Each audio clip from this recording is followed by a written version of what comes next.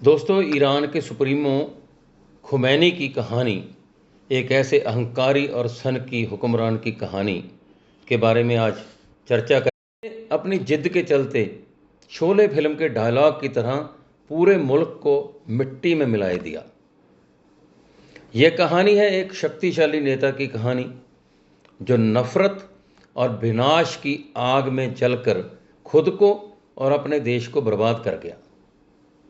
खुमैनी की कहानी एक चेतावनी है कि कैसे नफरत और अंधकारमय विचारधारा एक देश और उसके लोगों को नष्ट कर सकती है।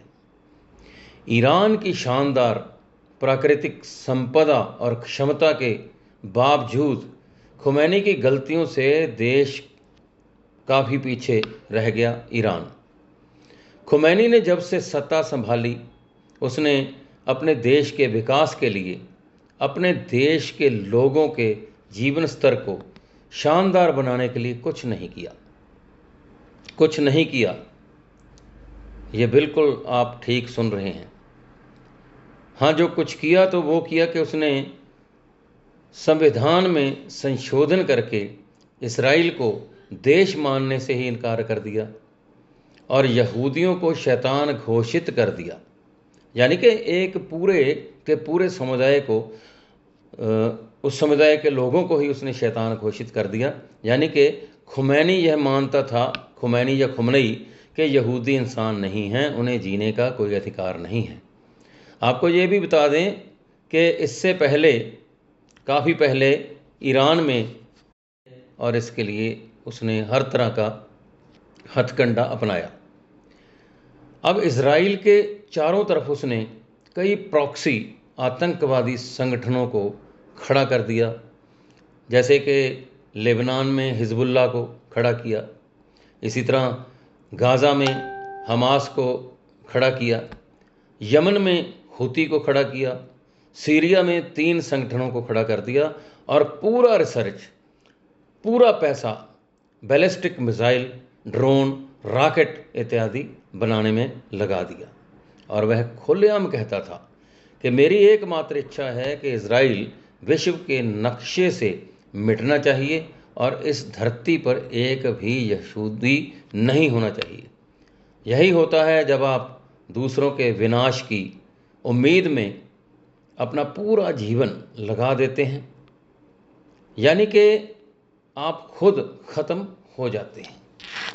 खुमैनी के बारे में एक कहावत कही जाती थी कि खुमैनी सिर्फ 2 लोगों से नफरत करता था, एक यहूदी और दूसरा महिलाएं। उसके लिए दोनों को जीने का अधिकार नहीं था।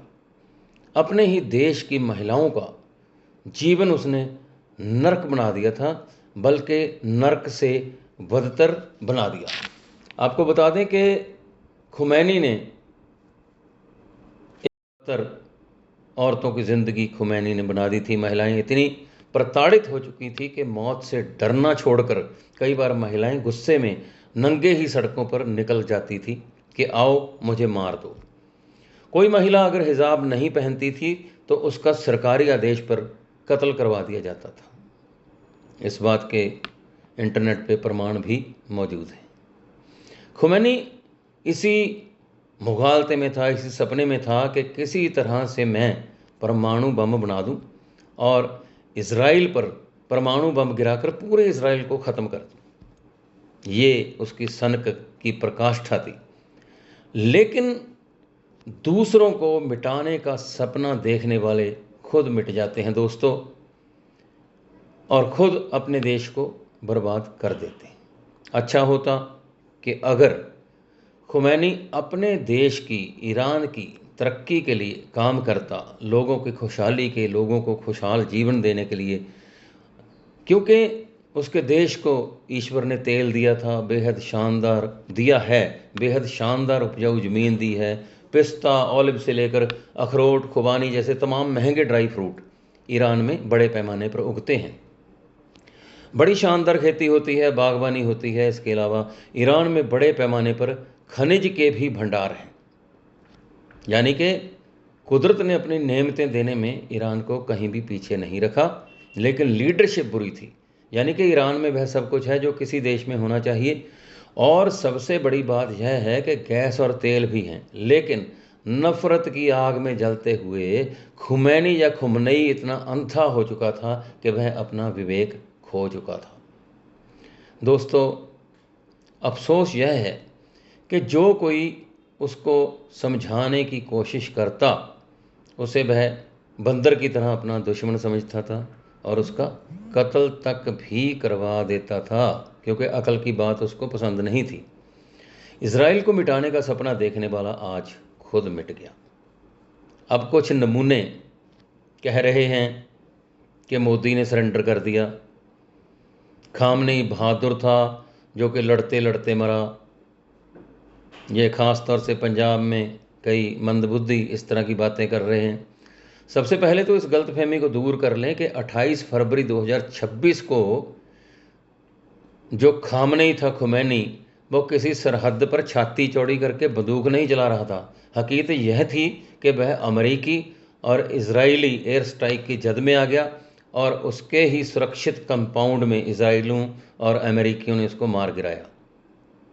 अब आते हैं उसकी कथित बहादुरी पर, जो ये लोग बता रहे हैं कि वो बहादुर था। देखो, एक नेता की सबसे बड़ी जिम्मेदारी अपने देश और अपने नागरिकों को सुरक्षित और खुशहाल रखने की होती है। खमनई ने क्या किया सबके सामने है।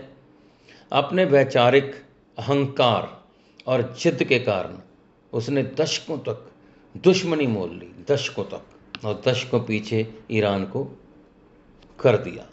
आज ईरान की अर्थव्यवस्था प्रतिबंधों के बोझ तले दबकर दम तोड़ चुकी है, और जो प्रॉक्सी गुट हैं, हमास, हिजबुल्लाह आदि को पालने की सनक में खुमैनी ने ईरान की आम जनता को दाने दाने और आज़ादी के लिए मोहताज कर दिया। दोस्तों, ये है ईरान की विडंबना, और आज ईरान पर बम बरस रहे हैं, और खुमैनी की नीतियां देश को ऐसे विनाशकारी युद्ध में धकेल चुकी हैं दोस्तों, जहां से वापसी नामुमकिन है। अगर प्रधानमंत्री मोदी युद्ध टालते हैं या बातचीत से रास्ता निकालते हैं, तो वो इसलिए क्योंकि वो जानते हैं कि बम धमाकों से केवल और केवल लाशें ही बिछती हैं दोस्तों, फैक्ट्रियां और रोजगार नहीं मिलता। ये जापान हिरोशिमा की लड़ाई में भी देखा जा चुका है। इसको रणनीतिक संयम कहते हैं, कायरता नहीं। अगर भारत आज किसी बड़े युद्ध में उतर जाए, कल्पना कीजिए, तो हकीकत कुछ इस तरह होगी कि पिछले 30 सालों में हमने जो हाईवे, स्कूल, अस्पताल और अर्थव्यवस्था बनाई है, युद्ध उसे 50 साल पीछे धकेल देगा। और भी और देखिए कि शेयर बाजार क्रैश हो जाएगा, विदेशी निवेशक एफडीआई रातों रात पैसा निकाल कर भाग जाएंगे, और जीडीपी औंधे मुंह गिर पड़ेगी, पाकिस्तान से भी बदतर हाल हो जाएगा। और युद्ध का सारा खर्चा, जैसा कि सभी को मालूम ही है, कि जनता को चुकाना पड़ता है। पेट्रोल, डीजल, राशन और दवाइयों की कीमतें इतना आसमान छू लेंगी कि आम आदमी का जीना मुहाल हो जाएगा। इसलिए गुजारिश है कि कट्टरपंथी देशों की तरह उड़ता तीर लेने की कोशिश ना करो हमारे मित्रों। आइए आशा करें कि दुनिया भर के नेता इस कहानी से सीखें और शांति, प्रगति और सहिष्णुता का मार्ग चुनें। नमस्कार, जय हिंद, वंदे मातरम। और देखते रहिए हमारा चैनल। इस वीडियो को आगे आगे सब्सक्राइब ज़रूर कीजिए। आगे आगे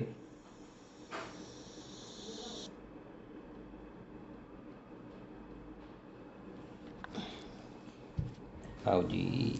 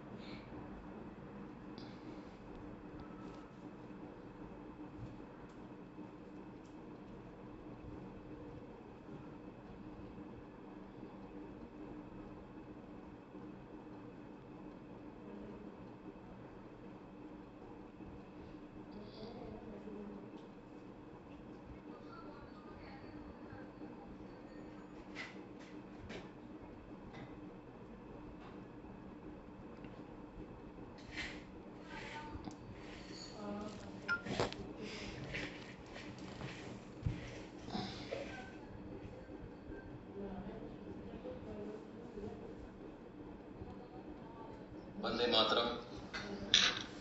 आप देख रहे हैं भारत की बात। दोस्तों, ईरान के सुप्रीमो खुमैनी की कहानी, एक ऐसे अहंकारी और सनकी हुक्मरान की कहानी के बारे में आज चर्चा करेंगे। खुमैनी ईरान में मारा गया